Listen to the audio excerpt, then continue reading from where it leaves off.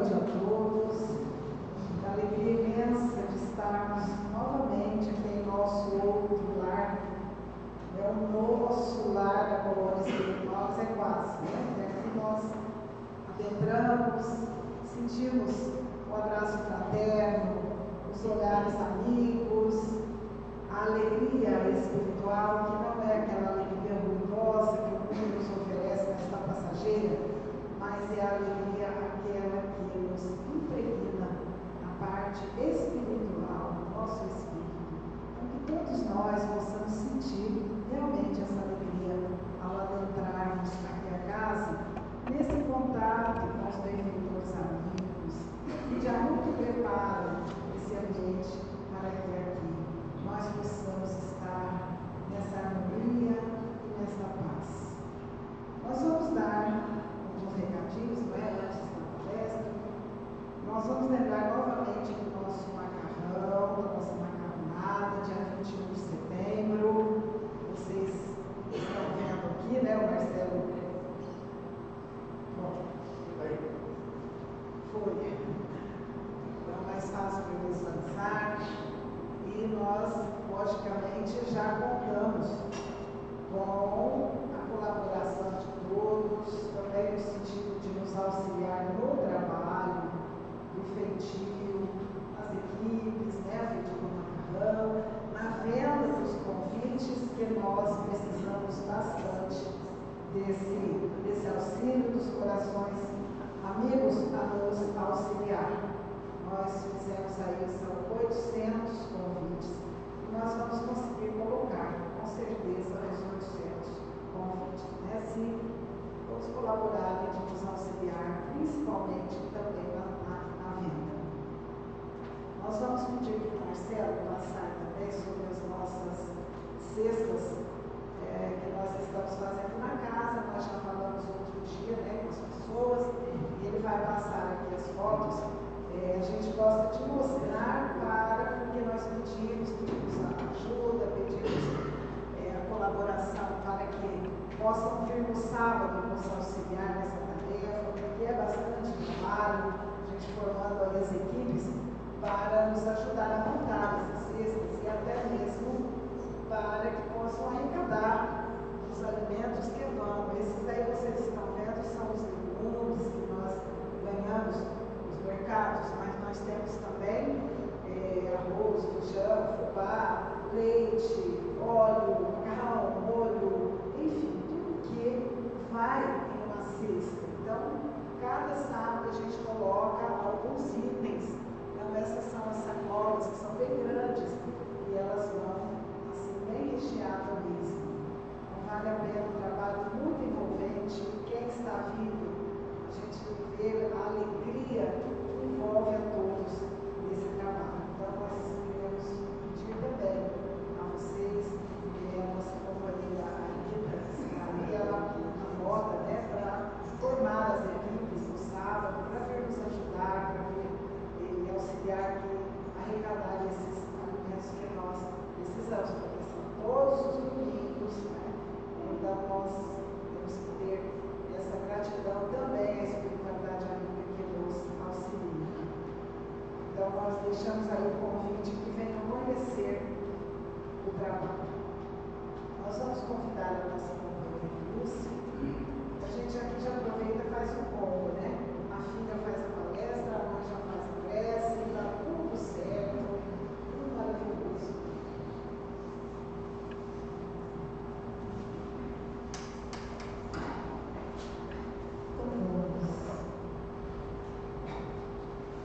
Fechando os nossos olhos, serenando a nossa mente, trazendo em nosso coração a imagem doce dela de Jesus, sentindo-nos esse conforto do seu abraço fraterno que aquece os nossos corações, como se ele estivesse ao nosso lado, dizendo que bom que veio em busca da compreensão da vida.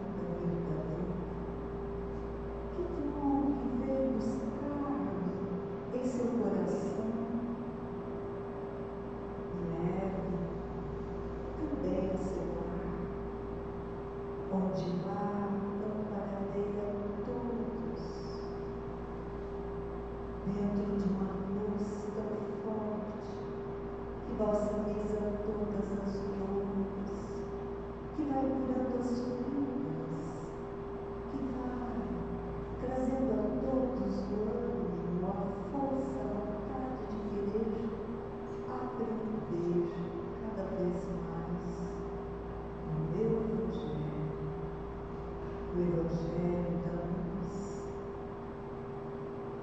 e que todos possam assim, ao lindo do conhecimento, renovar, trazer alegria na alma, para que, comigo, ascendemos aos céus. E nesse aconchego de Jesus, sentindo o nosso coração, esse calor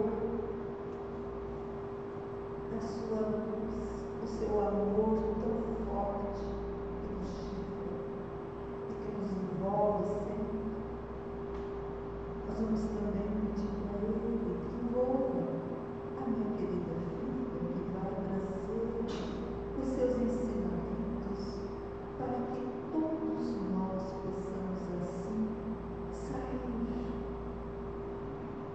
quando formos para casa, levando toda a luz do amor de Jesus em nossos corações. E que Ele sempre esteja com todos nós. E que assim seja sempre.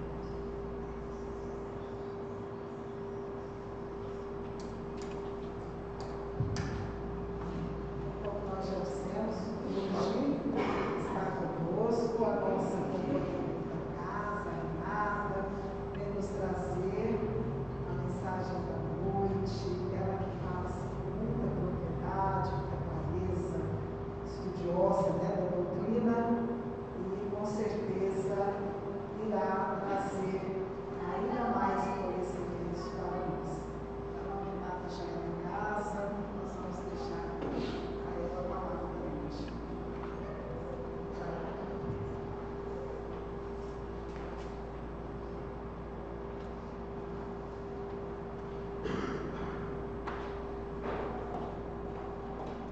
Queridos companheiros que estão aqui comigo presencialmente, aos que no reduto dos lares vão poder também partilhar esse momento de aprendizado, que a nossa noite possa ser envolvida nos saberes que o Divino Mestre Jesus nos deixou, a fim de que a gente possa compreender parte dos seus ensinos, interiorizá-los no nosso íntimo, e aos poucos ir traçando a nossa rota, pegada a pegada, com as pegadas que o Mestre nos deixou, e modelando as nossas no modelo dele, para que a gente consiga praticar tudo que essa doutrina vem nos edificar. Então, o nosso propósito é que através desse Evangelho, que a ciência do infinito possa cada vez mais dentro de nós ser edificado esse reino de Deus, a fim de chegarmos cada vez mais próximos dos patamares altos da espiritualidade de escola. Então sejam todos muito bem-vindos. O nosso convite da noite foi voltado a uma virtude um tanto quanto desafiadora para nós no estágio em que nos encontramos. Mas é a virtude que dentro do nosso Evangelho se encontra dentro do capítulo 10, na bem-aventurança das misericórdias. E ela é uma das facetas da misericórdia. E ela é denominada como o perdão. O perdão, dentro da visão doutrinária, ele é muito interessante, porque se a gente for na etimologia da palavra perdoar, nós vamos ver que ela tem origem no latim e que significa per, que é um prefixo de intensidade, que diz além mais. e doare, que significa doar. Então, de antemão, perdoar significa dar mais além, né? Significa doar-se um pouco mais. E é muito interessante essa etimologia, porque se a gente pensar que é doar pouco mais, e ela está dentro das bem-aventuranças, da misericórdia, então é doar um pouco mais de tudo aquilo que nós já conseguimos ter dentro de nós. Doar mais compaixão, doar mais benevolência, doar mais compreensão, doar mais indulgência. Um pouquinho mais de tudo isso que a gente exercita é caminho que nos leva a essa virtude do perdão. Nós temos algumas vezes a visão de que o perdão ele só está relacionado a ocasiões de extremas situações drásticas. E na realidade, nós sabemos que o verdadeiro homem de bem, já que ele é uma das virtudes das bem-aventuranças do homem de bem, todas essas características do homem de bem, nós vamos edificando elas dentro de nós aos poucos. Ninguém evolui aos saltos. Então, para que a gente consiga exercitar o perdão desse que é vulgar na nossa mente de modo drástico, certamente há necessidade de um cultivo contínuo, diário, de pequenas doses de perdão no nosso dia a dia. E é por isso que eu trouxe para nós uma frase do Haroldo Dutra Dias, que ela é muito edificante, porque ela traz para o nosso raciocínio essa visão de perdão de modo fora da visão comum, de massa, esdrúxula e não evangélica.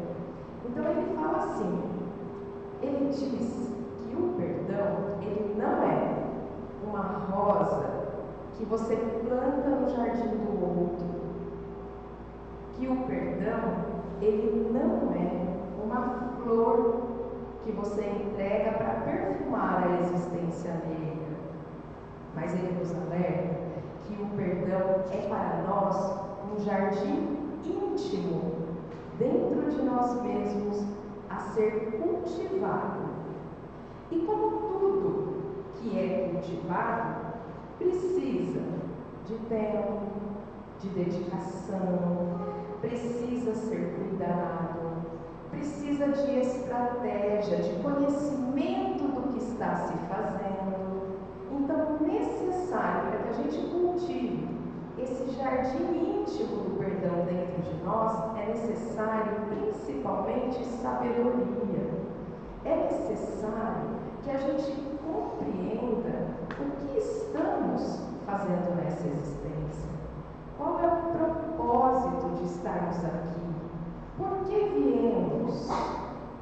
Quando a gente pega a doutrina espírita como essa rota, essa fonte que faz brotar em nós novos saberes, a gente recondiciona a nossa lente de olhar sobre a existência. Porque nós sabemos que dentro da doutrina são duas asas, né, que levam a gente ao alcance dos propósitos existenciais. E essas asas são a sabedoria e o amor. E quando a gente para e analisa por que estamos em um planeta de provas e expiações vivendo essa experiência, nós todos, através dos olhares da nossa doutrina, sabemos que somos espíritos imortais. Dessa forma, nós estamos aqui, nesse momento presente, a fim de edificarmos o nosso eu íntimo, a famosa reforma interior, que dentro da nossa doutrina nós gostamos de chamar de lapidação moral. É lapidação porque, igual a pedra bruta do diamante, ela precisa passar pelo processo de lapidação para fazer brilhar aquela luz que já é inata dela. E em também.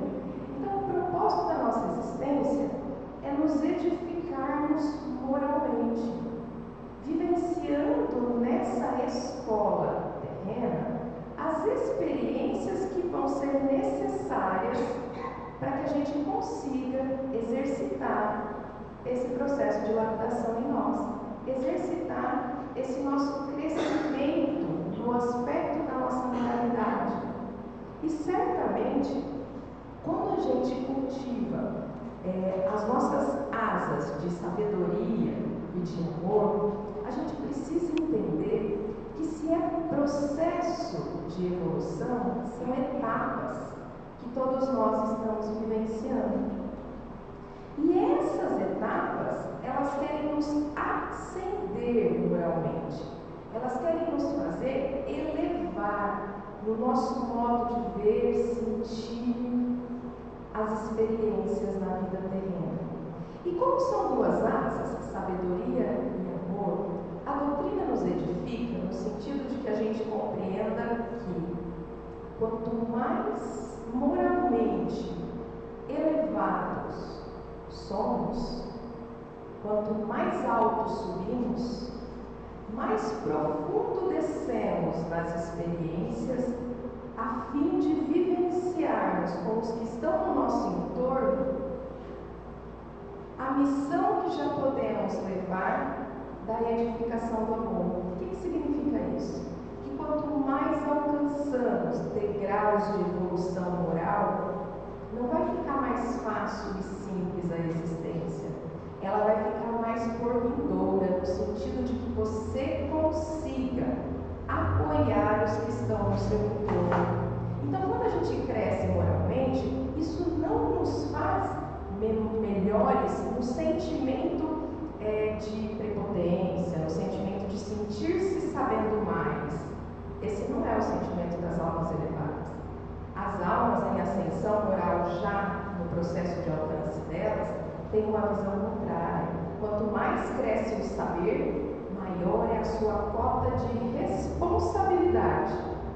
Maior você torna possível doar-se um pouco mais aos que estão no seu entorno. Então, a responsabilidade chama a consciência daqueles que trabalham em si mesmo nesse processo de elevação.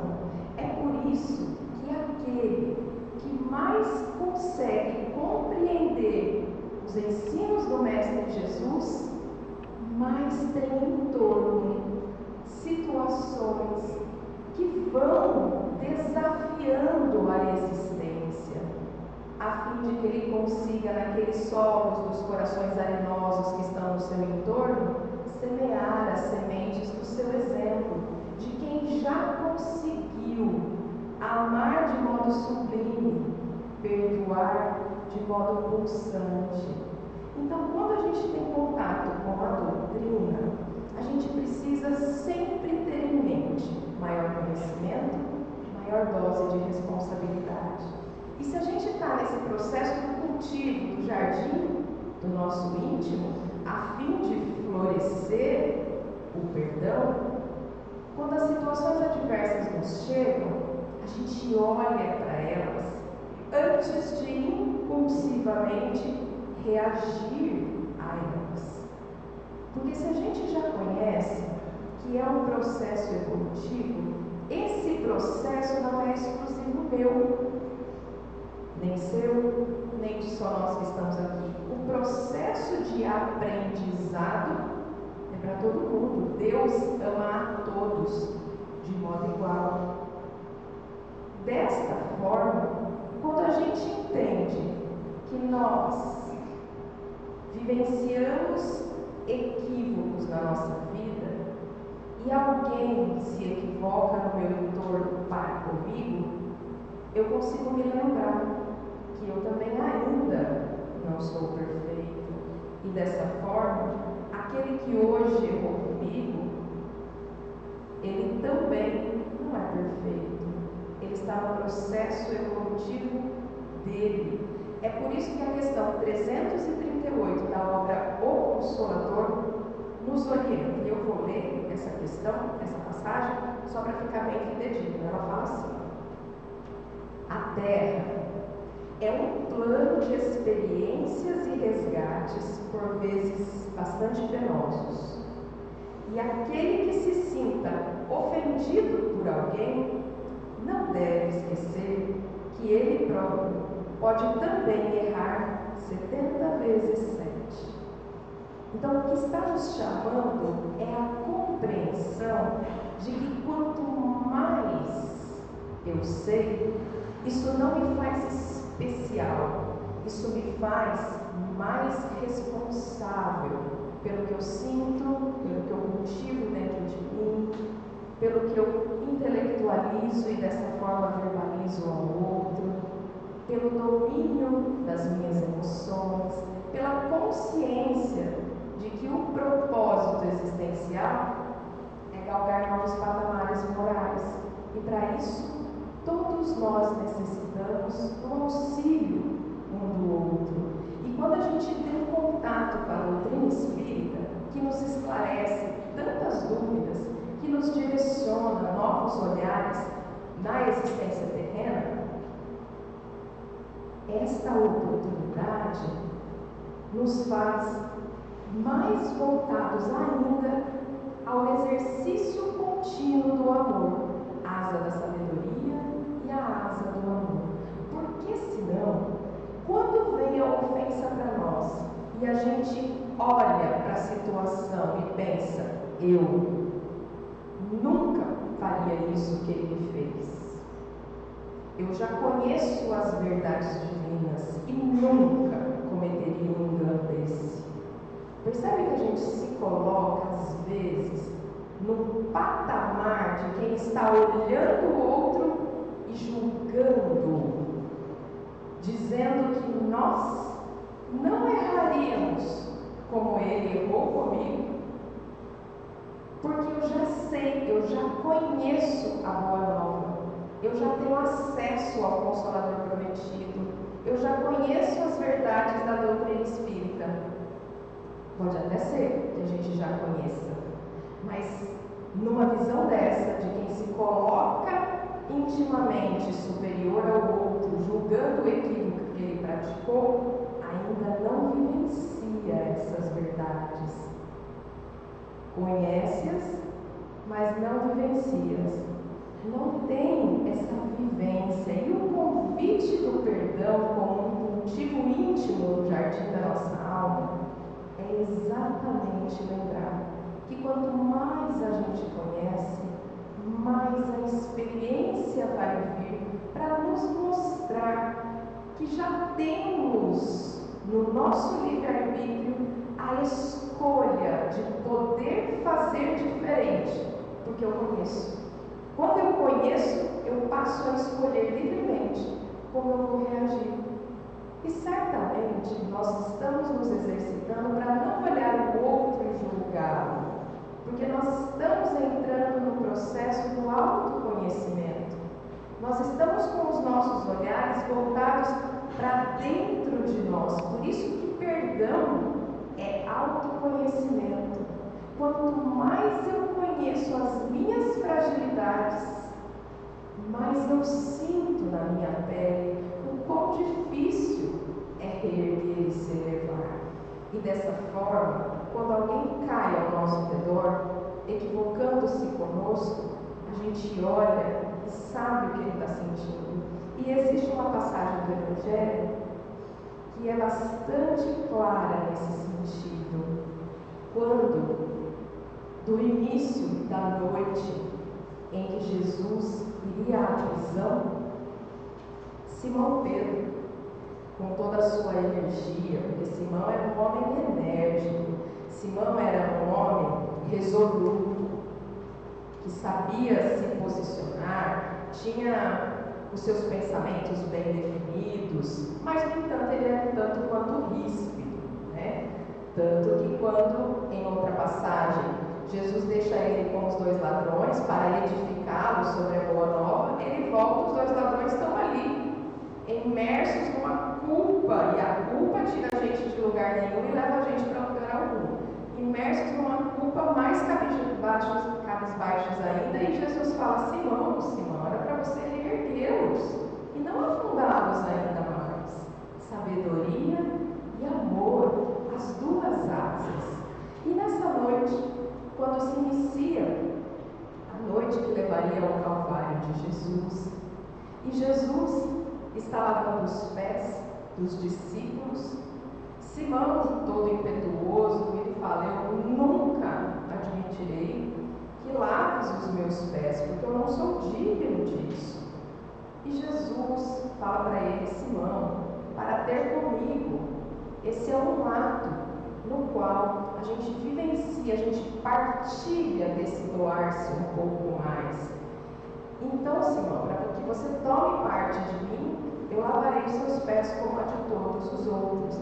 E aí Simão, com todo o seu ímpeto, daquele diamante ainda não lapidado, no início da sua maturidade, se sente eufórico, especial, e é como se dissesse: então Jesus, lave meus pés, minhas mãos, meus braços, porque realmente eu estou contigo, eu quero partilhar de ti, sou parte do teu processo de cristandade na terra. E Jesus vira para Simão e fala assim: Simão, Simão, essa sua inquietação, essa euforia, que Jesus quis dizer, faz credoras de novos ensinamentos. Chama a atenção de Simão pela euforia do conhecimento intelectual sobre a Boa Nova, aonde a asa do amor ainda não estava ali consolidada. Então é por isso que ele chama a atenção de Simão e fala: Simão, Simão, acalma-te, A sua inquietação, ela necessita de novos ensinamentos. E a experiência te ensinará conclusões melhores. A experiência te ensinará conclusões melhores. Porque em verdade, Simão, te afirmo que esta noite o galo não cantará sem que tenhas me negado por 3 vezes. E acontece todo o processo da captura de Jesus e da busca pelos discípulos que com ele partilhavam, e Simão o nega por 3 vezes.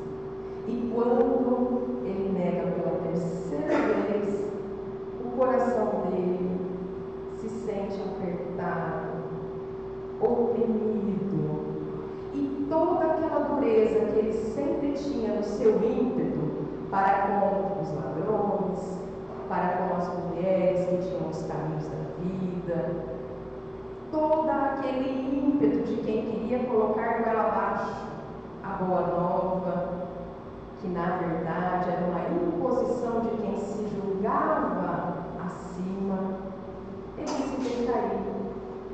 Ele vê-se cair por si mesmo, cumprindo aquilo que Jesus havia lhe alertado, e ele sente o peso do equívoco. Ele sente a fragilidade de quem edificou a sabedoria, o conhecimento intelectual, mas que ainda não pulsou o amor, mas que ainda não cultivou no seu íntimo o doar-se um pouco mais. E é ali, naquele momento, em que ele se vê caído, como todos aqueles no qual ele julgava frágeis por terem caído, que ele começa a transformar o seu íntimo daquela rocha impetuosa, que significa Pedro, que era atirada a faces alheias, com chicoteadas de evangelho, Agora ele começa a edificar nele o Pedro enquanto rocha base, acolhedora, de quem viveu a experiência e sabe que sucumbir para nós ainda é muito fácil. E a partir dali, Pedro trilha sua jornada como realmente a rocha dos tempos iniciais da era cristã, sendo a fortaleza edificada na estrutura sublime que Jesus deixou para amparar os corações. E a jornada de Pedro se transforma porque ele conseguiu, olhando para si, perceber que o caminho do perdão é o caminho de quem está em busca de si mesmo, é o caminho de quem olha para o outro como alguém igualitário a si, vivendo experiências terrenas a fim de se lapidar moralmente. E se Deus é justo, soberano e bom, tudo o que vem a mim não existe de modo injusto. Na doutrina a gente estuda de que existem inúmeras injustiças na Terra, certamente. Planeta de provas e expiações. Estamos envoltos de injustiças, mas não existe nenhum injustiçado. Deus é justo, soberano e bom. E na nossa imortalidade da alma, a nossa vida, ela não é este momento. Ela é um conjunto de um pretérito e um porvir. E não nos descaracteriza todas as experiências que já tivemos, ao contrário, elas estão em nós.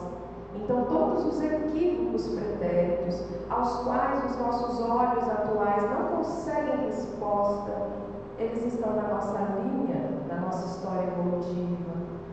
São reparos que nós estamos vivenciando, são expiações da qual já revestimos de força para vivenciá-las. São as trajetórias da experiência terrena que nos leva à lapidação do nosso diamante íntimo, a fim de brilhar a nossa luz.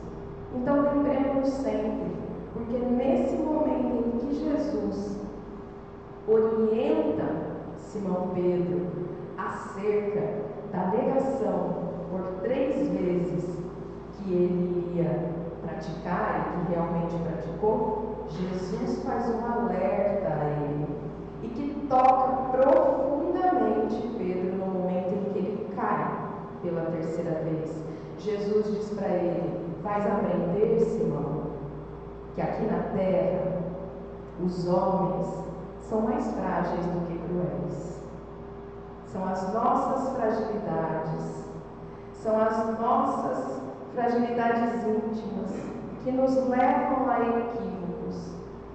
É o não olhar para si mesmo que faz com que a gente ache que conquistamos coisas que muitas vezes ainda não estão edificadas em nós, como era o caso de Simão Pedro.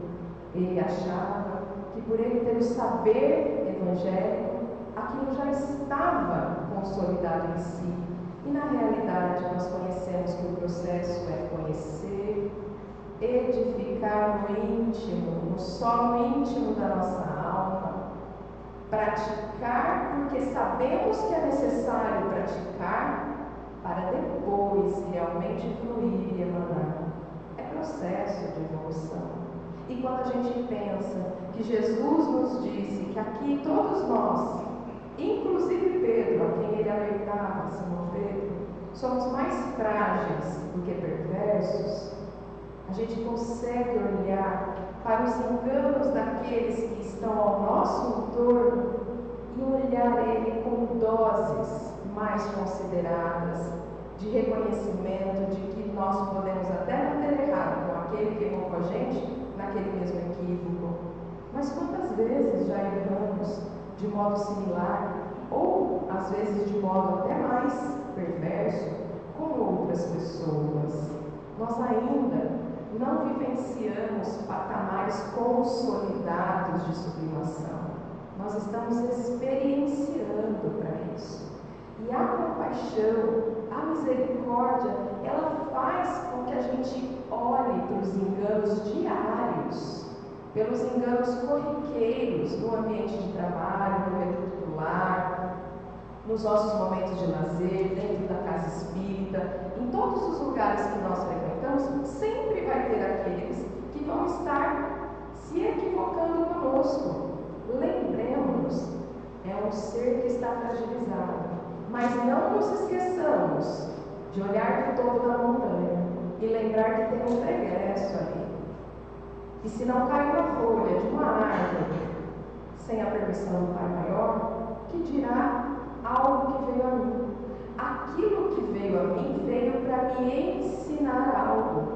Eu sempre gosto de uma palavrinha, uma frasezinha que quem convive sabe que ela é muito objetiva e até cruel, vamos dizer assim, mas ela chama as nossas atenções porque é necessário. É aquela história do bateu, doeu, abraça que é teu. Por quê? Se alguém te bate e te dói, por que abraça que é teu?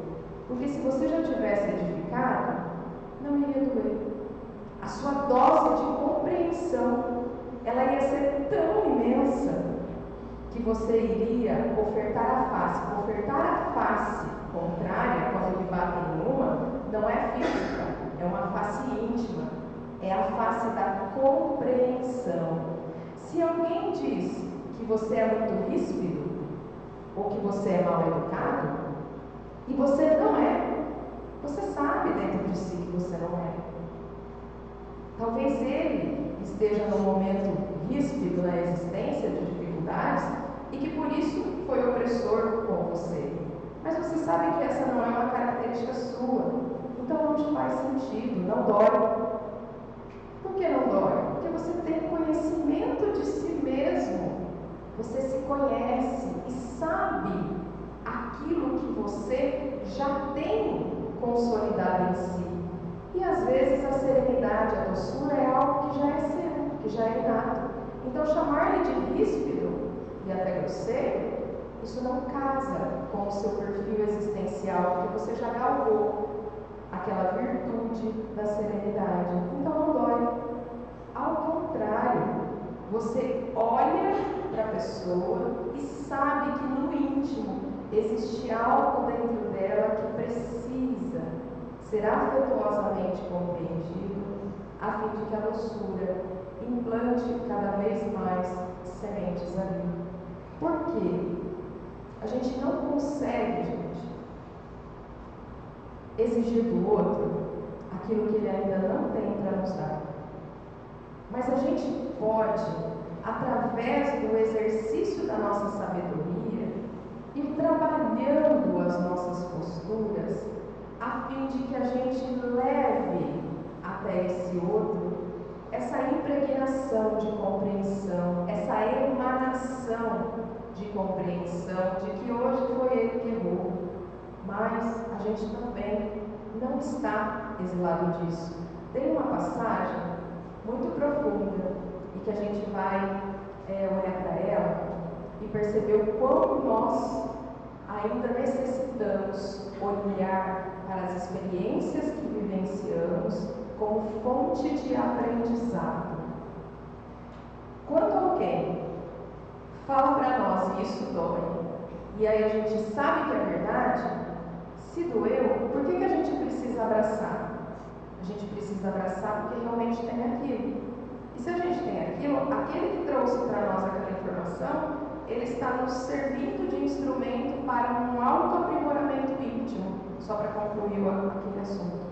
Então, bateu, doeu, abraça que é teu, é nesse sentido. Se não é teu, não vai doer, porque você já sabe que você não é daquela forma e que não foi atingido.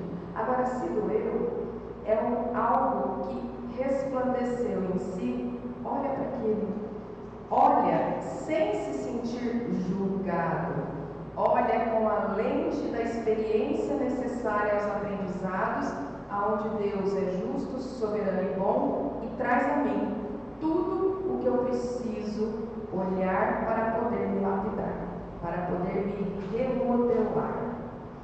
Tem uma passagem que é contada, Chico Xavier, depois de 40 anos já na doutrina, foi questionado sobre qual foi, de todas as experiências que ele vivenciou dentro da doutrina, alguma que para ele tenha sido muito marcante.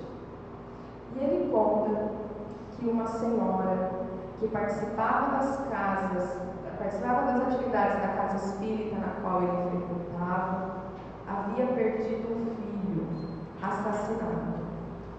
E ela se encontrava muito cabisbaixa, ela se encontrava triste pela ausência física do filho, e uma companheira da casa, uma outra companheira da casa, pediu a companhia do Chico para que eles fossem até o lar daquela senhora para fazer o evangelho no lar, para lhe dar um conforto amigo, para auxiliá-la a se reerguer. E eles foram lá, chegaram lá, organizaram a mesa para poder fazer o evangelho no lar. Nesse momento em que o Chico iria iniciar a prece, bateram na porta dela. Uma casa simples, casa de periferia, e ela foi abrir e era um rapaz visivelmente maltrapilho no sentido de parecer alguns dias estar sem cuidados de higiene, sem cuidados pessoais, bem abatido e transtornado fisicamente. E ele pede um prato de comida. E ela fala: meu irmão, agora nesse minuto eu não vou conseguir preparar o prato de comida, mas venha comigo, entre, escute o evangelho conosco, que depois eu preparo para você o alimento e você se alimenta. E Chico iniciou a prece, fez o evangelho, rogou proteção ao filho, falou o nome do filho dela, rogando a espiritualidade que o acolhesse, fez preces voltadas ao filho dela, rogou preces à proteção para ela, pela reedificação da harmonia vibracional naquele lar, fez o evangelho. Então, por vários momentos, o nome do filho dela foi sendo falado. E ao final do evangelho, Chico conta que esse rapaz começou a cair aos prantos, chorar de soluçar. E eles encerraram o evangelho e esse rapaz se ajoelhou aos pés da senhora, desceu da cadeira, se ajoelhou aos pés da senhora e falou: a senhora é a mãe do fulano? E ela falou: eu sou, meu filho. Você conhecia ele? E ele chora desesperadamente e fala: em uma briga nossa fui eu que ceifei a vida do seu filho. Te peço imenso perdão. E ela vira e fala: essa é a parte que nos toca. Ela vira para ele e fala assim: meu irmão, que Deus perdoe a todos nós. Quem sou eu para receber o seu perdão, que também sou tão falha ainda? O que eu posso fazer com você é rogar, em conjunto a ti, que Ele perdoe a todas as nossas faltas, mas eu não sou digna de lhe perdoar. E o rapaz sai dali. Chico conta que ele vai à delegacia e se entrega para a justiça terrena. Existe uma orientação de André Luiz que ela fala assim para nós: que a sua coragem seja não a de jogar a primeira pedra, mas a de reter suas pedras e estender as suas mãos, porque o perdão começa quando a mágoa se transforma em oração. Então, olha que lição de André Luiz. Ele está dizendo para nós que o nosso exercício de cultivo íntimo do perdão, ele pode se iniciar com essas pequenas compreensões dos equívocos corriqueiros, que ele pode se iniciar com a oração que a gente direciona quando a gente vê nos noticiários, é só ligar a TV, de filho que matou os pais, no lugar da gente desejar inúmeras situações de transtorno, a existência daquele que já vive uma experiência não fácil, certamente, com todos os atribulamentos íntimos que possui, a gente pede que possa haver ali uma intercessão da mão divina, tocando aquele coração, a fim de que ele consiga rever suas posturas, reavaliar os seus enganos, sentir-se realmente com o remorso do que praticou. São pequenas doses diárias que a gente vai se doando um pouco mais, exercitando esse caminho do perdão, esse caminho sublime de edificação. A doutrina nos fala que perdoar no sentido evangélico, ele tem algo com esquecer, mas esquecer, é importante que a gente frise, que não é tirar da mente. Nós, biologicamente, quando vivemos uma experiência, ela está ali, marcada na nossa memória cerebral. Esquecer não é simplesmente piscar ou fechar os olhos e não ter mais aquela situação vivenciada no nosso intelecto.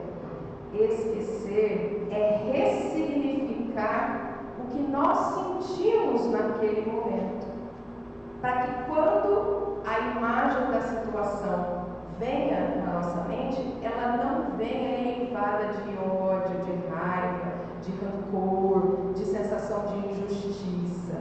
A doutrina ela nos prepara exatamente para isso, para entender que aquela situação ela pode ser ressignificada, pode ser dada a ela um novo significado, a fim de que ao lembrar daquela situação, você não sangre, não sinta as dores que você sentiu no momento, perdão, em que você vivenciou aquela experiência negativa causada por uma terceira pessoa. Joana de Ângeles, ela nos fala na obra Vida Feliz.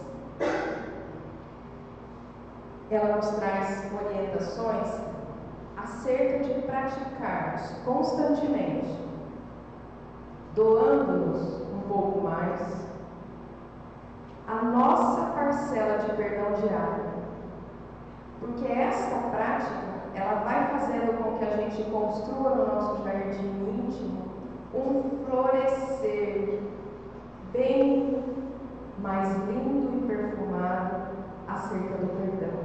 E Joana fala assim: aceita as pessoas conforme estas te apresentam.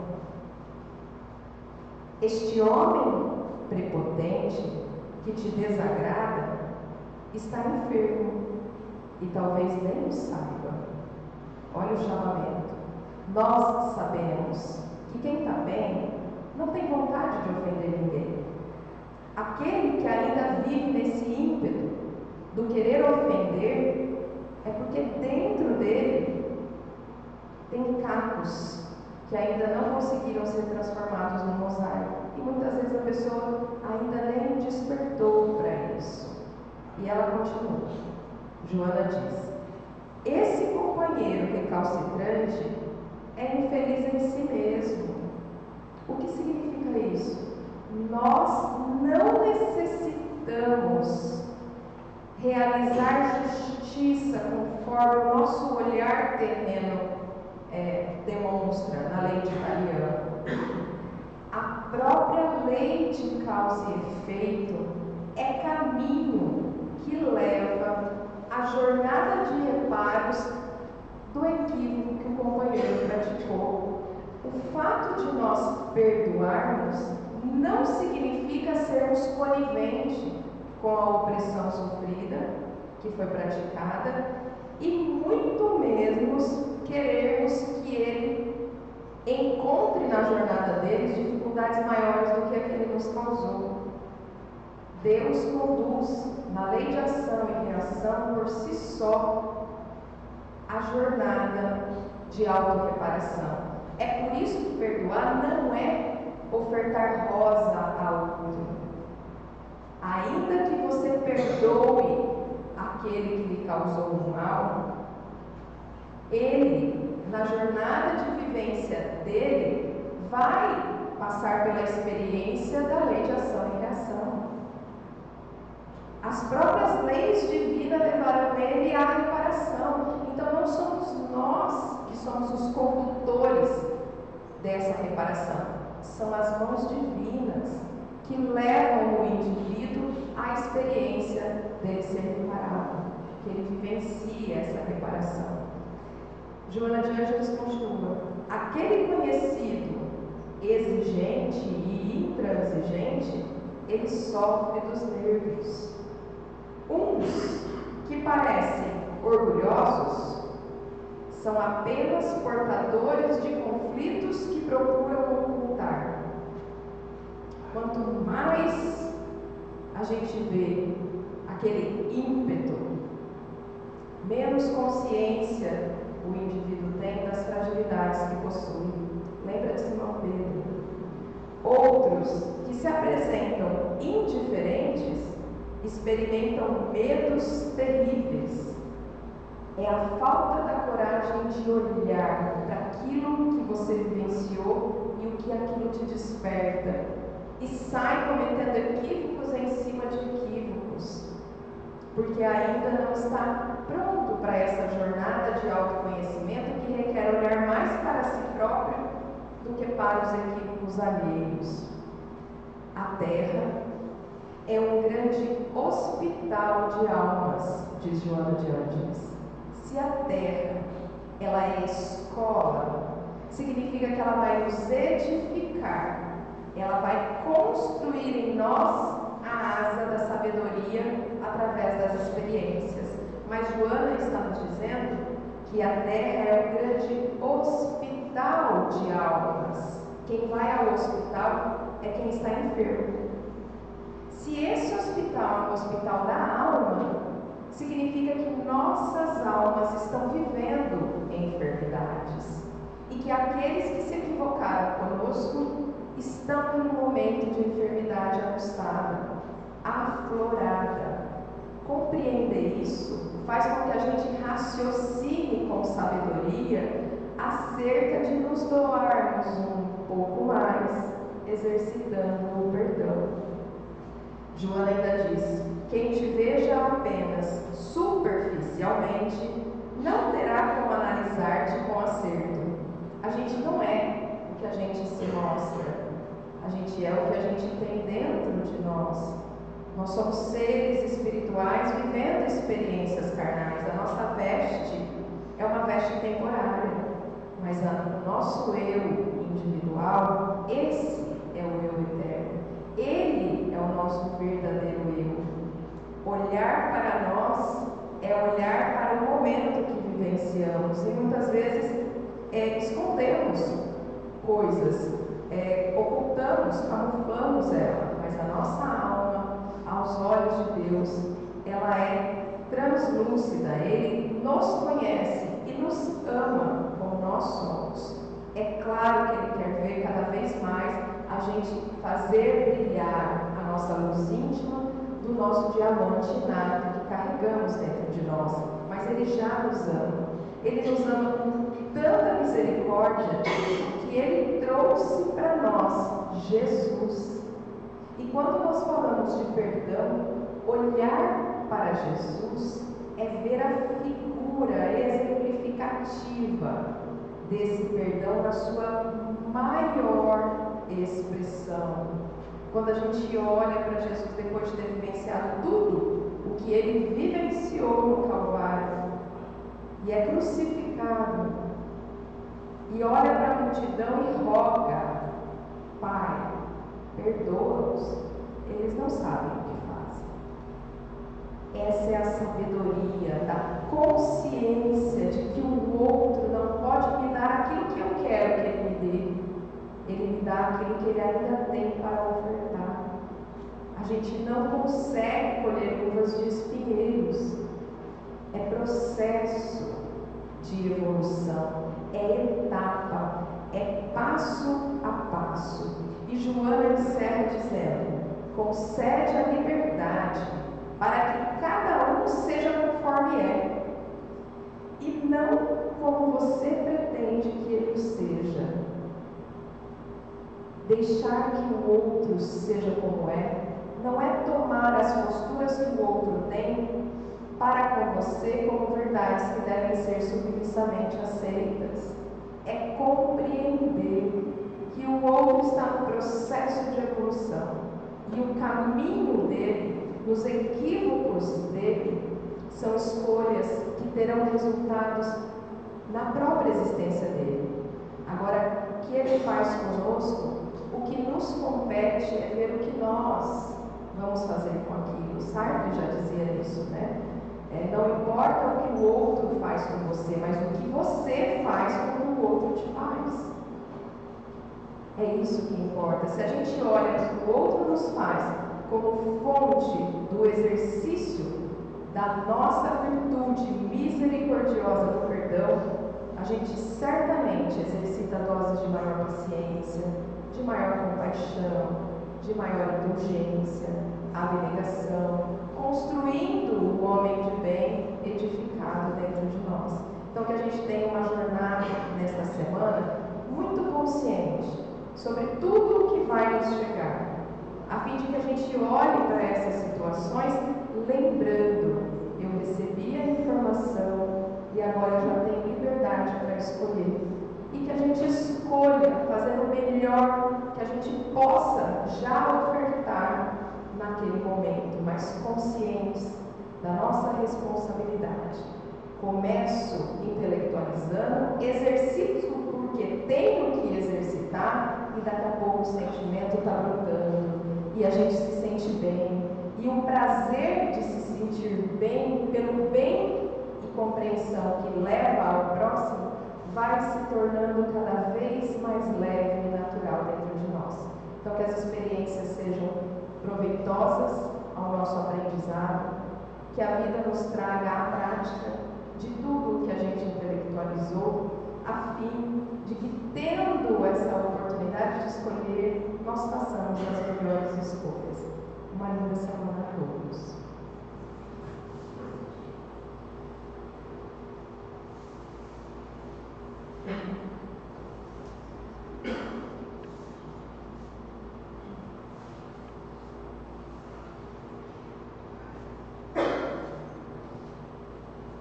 Vamos pedir que nossos passistas se posicionem para que possamos receber o passe amigo dos benfeitores, que possamos nesse momento mentalizar a figura meiga do nosso Mestre Jesus e que possamos colocar o perdão dentro dos nossos corações ainda mais nesse momento.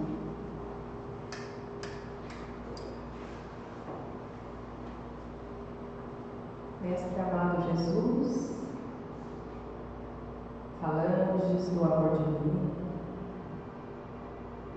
espiritualidade amiga, condutora das atividades desse lar de luz, estenda sobre nós as suas mãos divinas e sobre elas saiam luzes infinitas de paz que adentram os nossos centros de força, renovando todo o nosso corpo físico, conforme essas luzes benditas nos penetram, vamos sentindo a paz, a serenidade, o amor e principalmente a capacidade de nos doarmos um pouco mais. Fortaleça-nos, ó Pai, a fim de que com equilíbrio, com sabedoria, possamos seguir nossa jornada, recebendo a força do alto e praticando aqui na existência terrena as doses de compaixões elevadas que já queremos ofertar. Segura nossa mão, Senhor, pois sabemos que ainda somos frágeis, necessitados de Ti, do Teu amparo. Carrega-nos em Teus braços, quando sentirem que as nossas forças estão se esvaindo. Puxa-nos mais adiante, quando sentir que estacionamos. Mostra-nos a tua fortaleza e o teu bom ânimo, a fim de que, renovando o nosso propósito existencial, possamos seguir agradecendo, porque tudo que nos vem como fonte de aprendizado maior. Fortaleça-nos, ó Pai. Conceda-nos a graça da sua luz sublime, pulsando sempre dentro de nós, a fim de lembrarmos que já carregamos dentro de nós o brilho do diamante, pois somos filhos de Deus e dessa forma somos deusinhos a brilhar continuamente na busca incessante da emanação maior de luz a que possamos ofertar. Se conosco, hoje, agora e sempre. Que assim seja.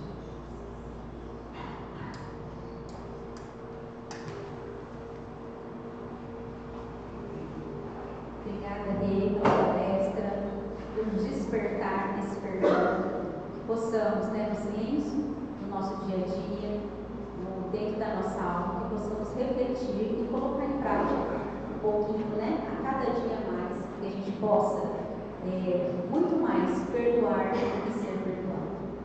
Passaram identificados daqui no fundo. A partir da semana que vem retomamos as nossas atividades na padaria, então vamos voltar com aquelas delícias aqui no fundo. E também deixando um recadinho que a Sônia está na água com os convites do macarrão. Se alguém se interessar para comprar ou quiser pegar para vender, a casa agradece. Tenham todos uma excelente semana, que Jesus os acompanhe.